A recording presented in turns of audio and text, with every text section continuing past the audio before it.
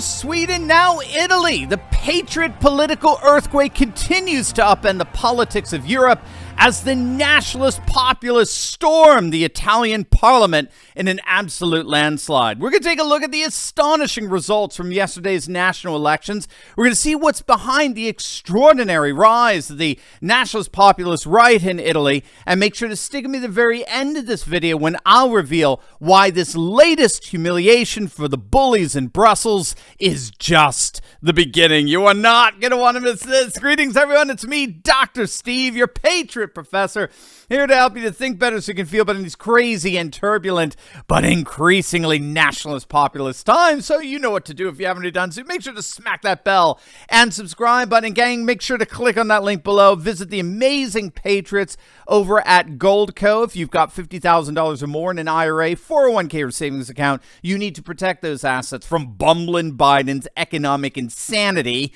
with the timeless value of gold and silver. Click on that link below and talk to our good friends over at Goldco. They're patriots just like us, and they want you to succeed so much, they're offering up to $10,000 in free silver if you open up an account with them. But it is a limited time offer, so don't wait.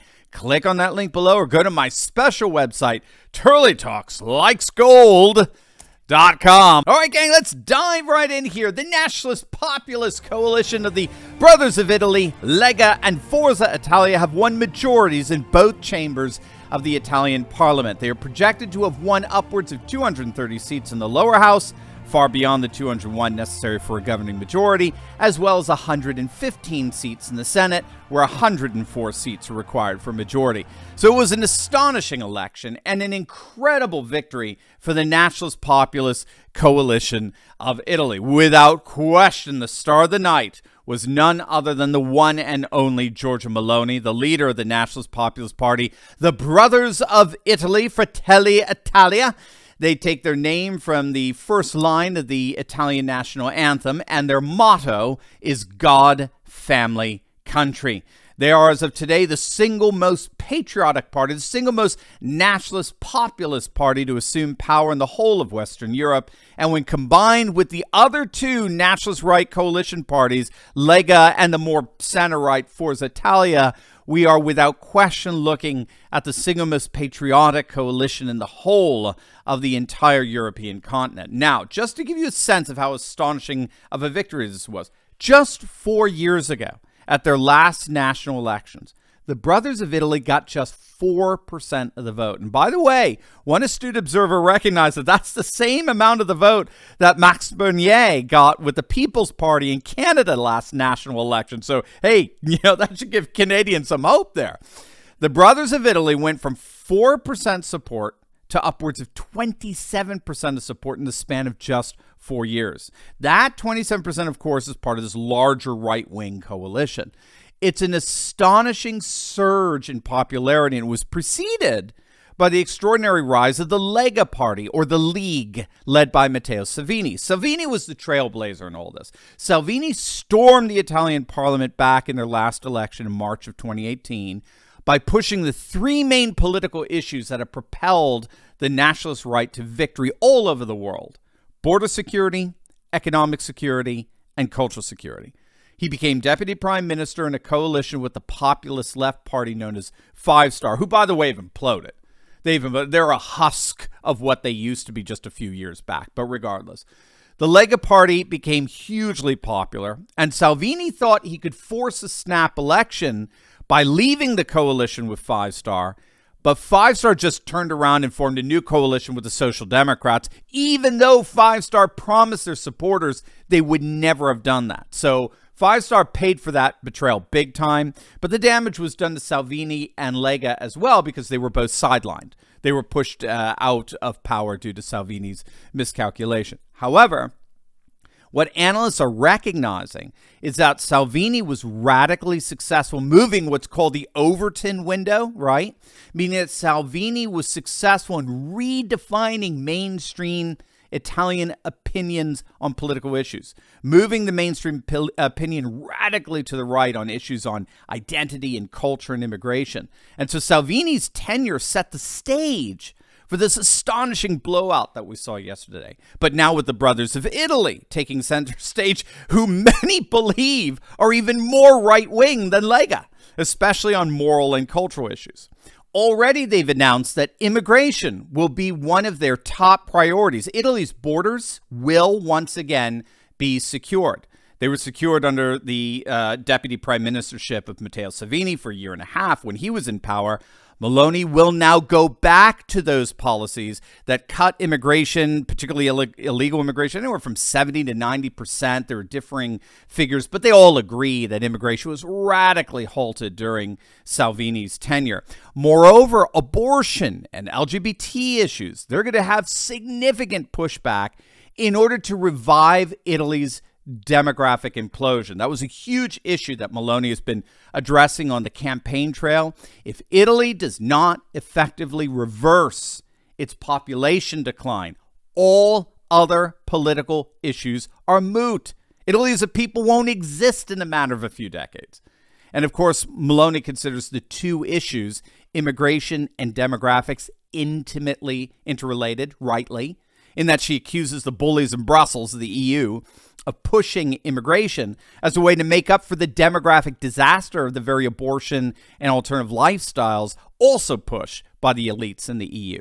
And speaking of, obviously, the bullies in Brussels, the elite managerial class of the EU, are not at all happy about what happened yesterday. In fact, last week, they actually went so far as to warn Italy about who they voted for. I kid you not. Listen to what Ursula von der Leyen, the president of the European Commission, had to say about the Italian elections just a few days back.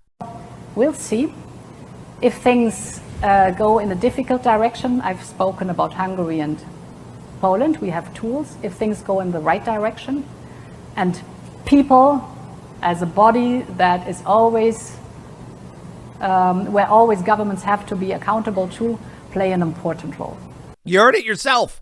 You heard it. We have tools. They have retributive tools that they can use against Italy, akin to what they've been using against Hungary and Poland. So you better vote the right way or else.